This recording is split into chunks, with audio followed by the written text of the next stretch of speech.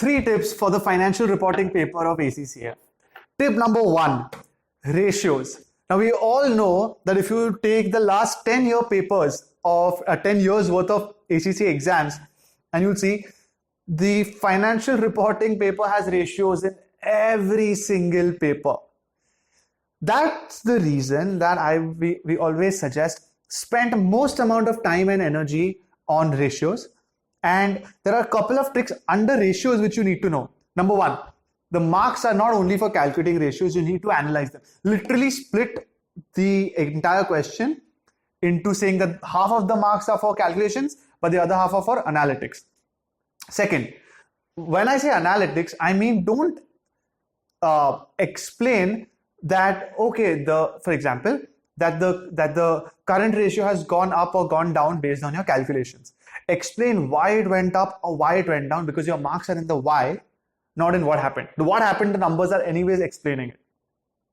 Another very quick and important tip in ratios which we tell all our students is do not ever look at a ratio in isolation.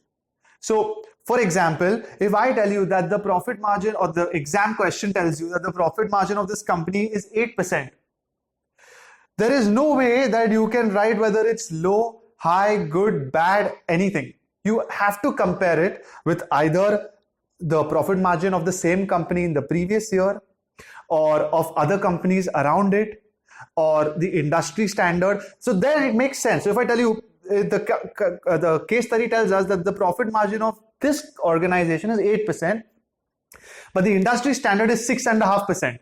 Now you know that, okay, that means 8% is good. Whereas if I told you it's 8%, but last year was 10%, then you know 8% is bad. So never look at a ratio in isolation.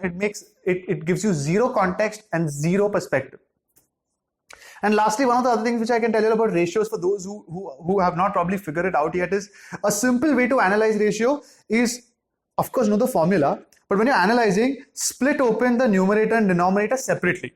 So you can see if the denominator is the same, but the numerators, for example, increased between last year to this year, you can now make the analysis, the assessment, saying that, okay, fine, if the numerator, so the returns have gone up, but the denominator, or for example, the capital employed has remained the same. That would mean that the return on capital employed has increased this year because the overall profits have increased. I hope most of y'all are able to keep track of what I'm saying, because splitting the ratio into denominator and numerator opens up a much easier path into assessment and analytics. Okay, point number 2 for FR. Consolidation, right? We all know, again, consolidation is the major chunk of FR. It is for sure going to be tested whether in section C or as MCQs. But if it's MCQs, there are enough MCQs, and if it's a section C, it's a big sum which covers a good 20% almost of all your exams in consolidation. The quickest thing to learn about consolidation is it's very easy to understand. It's just a lot to remember. So, make it easy for yourself. Create simple techniques. We have the system of working notes where by default, all our students know that, okay, working note 1, for example, is just drawing the group structure, which I think is shown in Kaplan. Working note 2 will be goodwill. Working note 3 is retained earnings. 4 is NCI. What this will do is in the exam, you spend no additional effort in analyzing a group accounting sum. You know these few things which are scoring, you'll solve them for sure. And then, out of the entire sum, you're already taking care of a huge chunk by just following a simple system and not racking your head as though you're starting from scratch in the exam. So it's very important to form some form of a system for yourself for consolidation, because it is extremely scoring if you can do this. And tip number 3, guys. So IFRS 16 recently came up as an overall international financial reporting standard. It's a new standard.